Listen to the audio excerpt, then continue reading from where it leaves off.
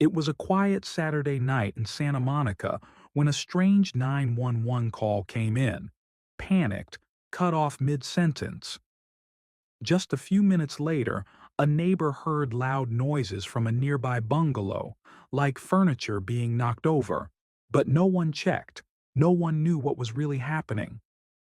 The next day, police showed up to the small apartment. What they found inside was shocking.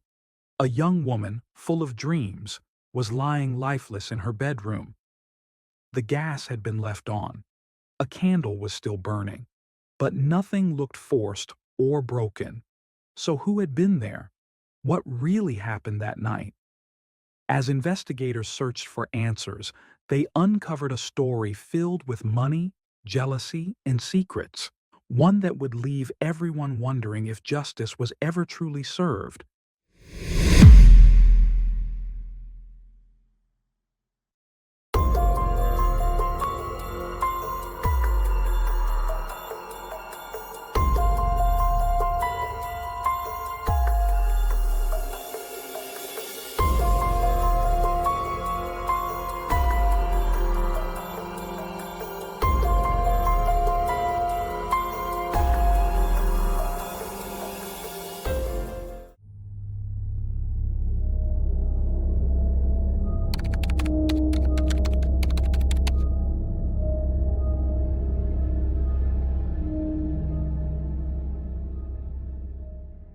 Juliana Redding was born on October the 25th, 1986, in Dallas, Texas, into a close-knit Catholic family. Raised alongside her younger brother Patrick by their devoted parents, Patricia and Greg Redding, Juliana grew up surrounded by strong values and a deep connection to her faith. From a young age, she stood out, not only for her remarkable beauty, but for her joyful nature and the magnetic charm that drew people to her. Her early childhood was marked by warmth, laughter, and ambition. Even as a little girl, Juliana seemed at ease in adult settings, often accompanying her grandmother to board meetings and delighting in the formal atmosphere. She adored her dolls, loved working with children, and had an especially close bond with her brother. Juliana's upbringing was filled with activities that shaped her vibrant spirit. At South Point Catholic High School, she excelled academically and athletically, participating in track, soccer, theater, and golf, where she helped lead the school team to a state title. She was a member of the recycling club, served on the student council, and assisted at her church as a preschool teacher. Her teachers described her as kind, respectful, and a natural leader. She had dreams of becoming both an entrepreneur and an actress, blending her intellectual ambition with her artistic flair. By 2005, she had already performed with the Tucson Symphony and landed a role in an independent film titled Katiti, filmed in Atlanta. In 2006, eager to chase her Hollywood dreams, Juliana moved to California. She settled in a cozy, bungalow-style apartment on Centinela Avenue in Santa Monica, just minutes from the glamour of Sunset Boulevard in Beverly Hills. While she studied communications at Santa Monica College, she worked as a hostess in upscale restaurants and picked up part-time jobs as a bartender and waitress, always keeping her eyes on opportunities in acting and modeling. With her chestnut hair and captivating looks, Juliana began to draw attention in the entertainment industry. In early 2008, she was reportedly in talks to appear in a feature for Maxim magazine, an opportunity that could have launched her into wider recognition, but her dreams were cut short in the most devastating way. On the night of March 15, 2008, Juliana made a call to emergency services around 10 p.m., but the line abruptly went dead. A neighbor later reported hearing the sounds of furniture being knocked over shortly before the call. No one realized at the time that Juliana may have been fighting for her life. The next day, her mother, unable to reach her by phone, became increasingly alarmed. Patricia contacted the Santa Monica Police Department and requested a welfare check. Officer Scott McGowan was among the first to arrive at the apartment. He heard Juliana's dog barking from inside, but there was no answer at the door. Then he noticed a disturbing detail: the distinct smell of gas. The fire department was called, and officers forced entry into the apartment. Inside, they discovered an extinguished pilot light on the stove, a burner open, and a candle still flickering, signs that the apartment had been filled with gas for hours, posing a grave risk of explosion. What they found next was even more horrifying. From the kitchen, Officer Gowan could see into the bedroom. Juliana lay lifeless on the bed. Her body showed signs of having been deceased for several hours: purple discoloration along her lower limbs, a grim indicator of post-mortem lividity. The scene suggested a violent struggle. Investigators documented signs of a fight and collected a wide array of DNA samples, from door handles, kitchenware, and even Juliana's shirt. One of the most critical samples came from beneath her fingernails.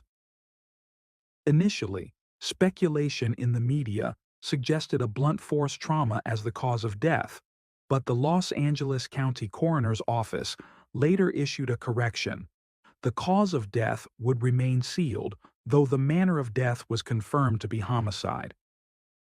In a chilling twist, forensic evidence indicated that the DNA beneath her fingernails matched Juliana herself, suggesting she had clawed at her own neck in a desperate attempt to loosen the grip of her attacker, likely during an attempt to strangle her. Law enforcement remained tight-lipped about the investigation, guarding details closely in order to preserve the integrity of the case. The public, meanwhile, was left stunned by the loss of a bright, beautiful young woman whose life had seemed full of promise and purpose. As forensic teams combed through the violent crime scene at Juliana Redding's Santa Monica apartment and lab technicians analyzed the biological evidence, another part of the investigation was quietly unfolding. Detectives were reaching out to friends and family members, hoping personal insights could unlock the mystery behind her shocking death. One name quickly surfaced: John Gilmore. According to Juliana's father, Greg Redding, this was the man she had dated on and off for the past 2 years, a relationship he had never approved of. Greg told investigators that John had a temper and a history of aggressive behavior. On one occasion, he said, John kicked in Juliana's car door. On another, he reportedly forced his way into her home after an argument. Given that many violent crimes against women are committed by someone close to the victim, the police wasted no time speaking with Gilmore. He admitted that the relationship had been turbulent and confirmed they'd argued on the night of March 15th, the same night Juliana was murdered. But he insisted it had only been a phone fight after Juliana got upset about his decision to go out with friends. According to him, she hung up on him, then went out with a friend of her own. He claimed to have attended a house party several miles away and exchanged text messages with Juliana until 10 p.m., when her replies suddenly stopped.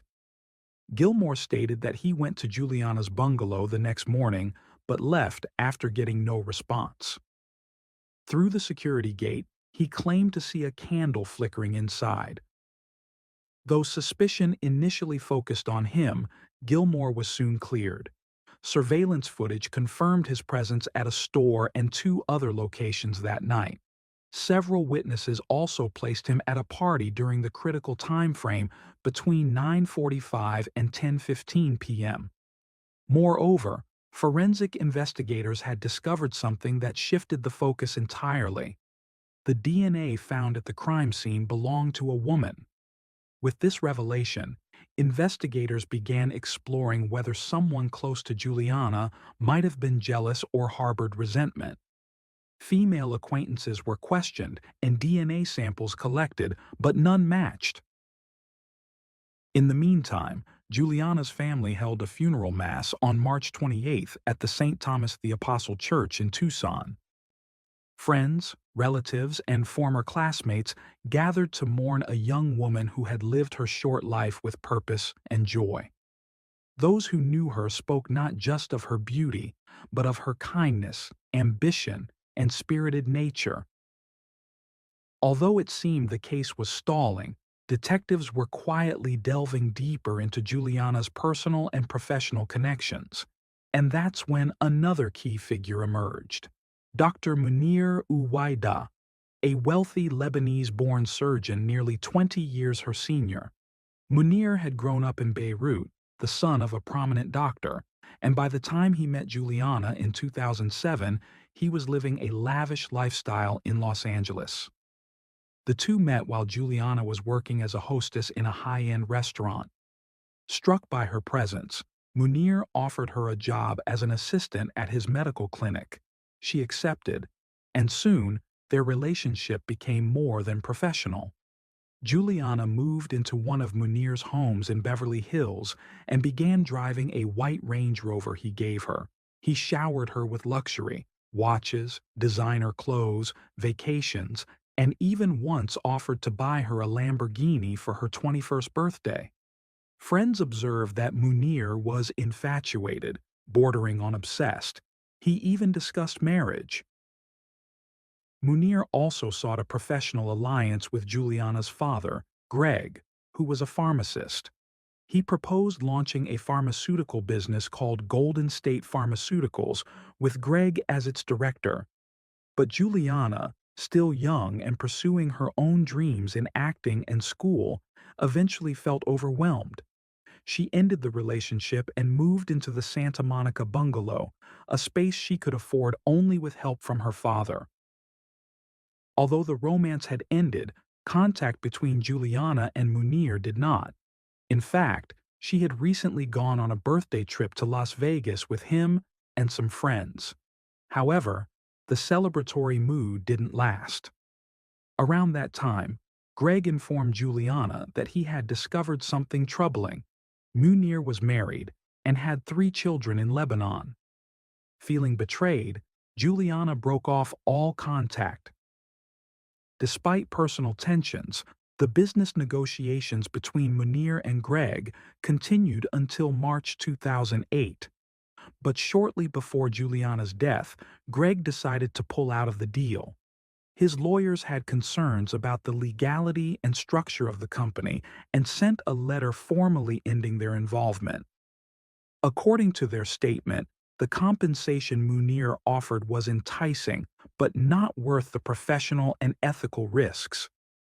Interestingly, Munir's legal team later claimed that it was he who ended the negotiations.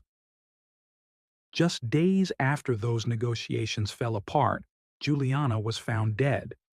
Naturally, investigators considered whether there could be a link between the failed business deal and the murder. But Munir had a strong alibi. He was out of the country at the time of Juliana's death.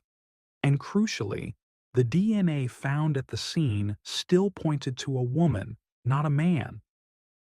Despite being cleared as a direct suspect in Juliana Redding's murder, Dr. Munir Uwaida remained on investigators' radar. The police strongly suspected that someone in his inner circle may have been involved in the young woman's death. They began a focused investigation into the women who worked closely with him, and one name quickly rose to the top: Kelly Sue Park. At 44 years old, Kelly was a real estate agent and a personal assistant to Munir in various business ventures. What drew the detectives' attention was a troubling financial pattern. From June 2008 onward, Kelly received over $1 million from Munir in a span of just 18 months. Most notably, she had received a $250,000 payment only 3 weeks before Juliana's murder, an amount that raised red flags. Police surveillance of Kelly intensified. In one operation, investigators collected a discarded cigarette she smoked. DNA tests confirmed a chilling match. Her genetic material was found at the crime scene.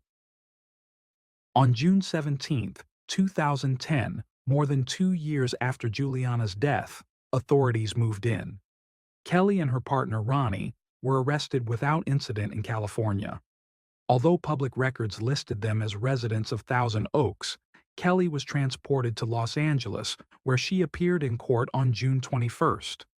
Prosecutors charged her with the 2008 murder of Juliana Redding, alleging she had entered Juliana's Santa Monica apartment on the night of March 15th and physically assaulted her, resulting in death. Her bail was set at $1 million, and if convicted, she faced 25 years to life in prison.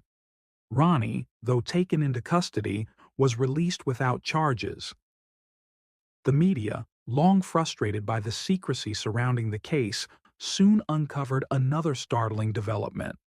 Just 2 days after Kelly's arrest, Dr. Munir Uweda disappeared from Los Angeles. He was believed to have fled to Beirut, though at that point he faced no formal charges related to Juliana's death. In October 2010, a secret grand jury hearing was held over the course of 3 days to assess the evidence against Kelly. For nearly 2 years, the case had been shielded in confidentiality, but in December, the Los Angeles Times obtained and published a transcript of the grand jury proceedings, revealing critical details for the first time. Testimonies included statements from detectives, forensic specialists, and the medical examiner. They described the violent struggle inside Juliana's apartment and how the killer attempted to destroy the evidence. According to prosecutors, the gas left on and the candle still burning in the living room were part of a deliberate plan to ignite an explosion, an attempt to obliterate any trace of the crime. The forensic pathologist described the trauma inflicted on Juliana. Her body was covered in bruises and abrasions. Capillaries in her eyes had burst, a classic sign of strangulation, and the bones in her neck were crushed. Scratch marks under her chin were determined to be self-inflicted, made as she desperately tried to tear her attacker's hands from her throat. The DNA evidence was compelling. Analysts testified that Kelly's DNA was found on Juliana's skin, clothing, cell phone, a stove knob, and even a blood droplet on a dish. Her fingerprints were also discovered on various surfaces in the apartment. Adding another layer to the narrative was the discovery of saliva belonging to actor Brian Van Holt on Juliana's body. He was granted immunity in exchange for his testimony and admitted to having an intimate relationship with Juliana. He told the grand jury that they had been together the night before her death. Despite the intimate link, there was no evidence implicating him in her murder. Prosecutors believed that Kelly and Juliana had never met, but what bound them was Dr. Munir. According to the theory presented, Kelly was acting as Munir's enforcer, sent to intimidate Juliana or pressure her father, Greg Redding, into moving forward with a pharmaceutical business deal that had fallen apart just days earlier. Kelly, nearly 6 feet tall and physically imposing, was described by the prosecution as Munir's female James Bond. The 6-figure payment she received shortly before the attack and another large payment made to her relatives just prior to her arrest seemed too well timed to be dismissed as coincidence. While the grand jury was presented with a compelling theory, some aspects remained unanswered, most notably how detectives had connected Kelly to the case after such a long period and what truly motivated the violent escalation that led to Juliana Redding's murder. As the trial against Kelly Sue Park gained national attention, her defense attorney addressed the court with a simple explanation for the staggering sums of money she had received from Dr. Munir Uweda. According to him, Kelly was merely a personal real estate agent for the wealthy surgeon, and nothing more, but prosecutors weren't convinced. To them, Munir, the former lover of Juliana Redding, had become the shadowy figure looming behind the entire case. The prosecutor noted that Munir fled the United States the very day Kelly was arrested. Still, without direct evidence tying him to the murder, no communications, no financial trail ordering violence, no physical presence, prosecutors were forced to focus solely on Kelly and the overwhelming DNA evidence found throughout the crime scene. The prosecutor also told the grand jury that Kelly's DNA was found on nearly every surface inside Juliana's Santa Monica bungalow, on her body, clothes, phone, stove knob, even in a droplet of blood on a dish. Convinced that the physical evidence was irrefutable, the grand jury agreed. There was enough to proceed to trial. At the trial, which finally took place in 2013, jurors once again heard a reconstruction of the final, violent moments of Juliana Redding's life. Police, forensic experts, and pathologists described a brutal struggle, a failed attempt to trigger an explosion via gas and a lit candle, and an assault so violent it crushed the young woman's neck bones. The prosecution presented a chilling narrative, supported by DNA, fingerprint, and forensic evidence. They argued that Kelly had been sent by Munir to intimidate Juliana and possibly her father, Greg Redding, into resuming a failed pharmaceutical deal. But their case, though supported by science, had one fatal flaw. It lacked a clear motive and a complete narrative. Why would a woman with no history of violence commit such a gruesome crime? After more than a week of deliberations, the jury returned with its verdict in June 2013. Kelly Sue Park was found not guilty of the murder of Juliana Redding. The courtroom exploded in emotion. Kelly, now 47, broke into tears as the verdict was read. Her supporters wept with relief. But behind her, Juliana's friends and family sobbed in anger and disbelief. Some shouted at Kelly to go to hell and accused the jury of turning justice into a farce. The jurors left the building through a back entrance, avoiding the press. They offered no public explanation for their decision. Kelly's attorney later stated that the prosecution had relied too heavily on DNA evidence, failing to establish why or how Kelly would be motivated to kill. He emphasized that DNA only tells you that someone's cells were present. It doesn't tell you why or how they got there. According to him, the prosecution never delivered a logical story that made sense to the jury. Juliana's parents released a written statement of their own, saying the evidence against Kelly was overwhelming and that their daughter had died at the intersection of a failed romance and a shady business deal. But the story of Kelly Sue Park didn't end in that courtroom. Just over 2 years after her acquittal, in August 2015, Park was arrested again, this time along with 12 others, all linked to the criminal empire of Dr. Munir Uwaida. The charges included conspiracy, insurance fraud, aggravated assault, and conducting unauthorized surgeries that defrauded insurance companies of $150 million. Kelly pled not guilty, but the allegations were disturbing. Prosecutors claimed that Munir, who had by then lost his California medical license, had allowed unqualified assistants to perform surgeries, misleading at least 21 patients into believing he was the one operating. Kelly was released on $1.5 million bail while the case developed. Though no new charges directly tied her to Juliana's death, the fraud case overlapped significantly with allegations from the murder trial, namely, that Munir and Kelly had built a multi-layered fraudulent medical empire together. Over the next 5 years, the fraud case moved slowly through the legal system, filled with legal challenges, dropped charges, and reinstated accusations. Charges included aggravated violence, insurance fraud, and conspiracy. But in a twist no one expected, in May 2020, the Los Angeles Superior Court ordered that all charges against Kelly and several others be dismissed.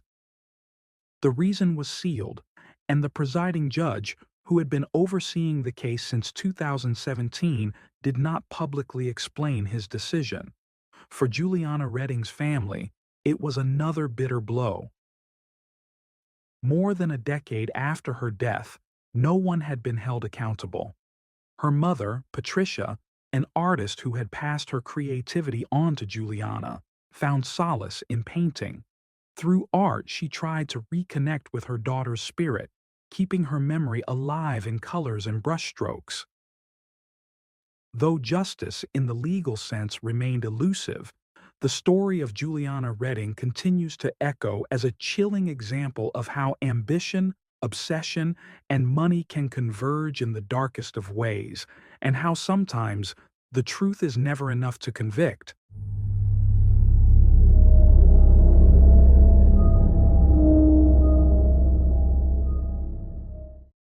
Thanks for tuning in to Unreal True Crime. If you're intrigued by mysteries from around the world, check out our new channel, Latin Crimes, where we dive into the gripping true crime stories of Latin America. Don't miss out. Subscribe now for more thrilling investigations.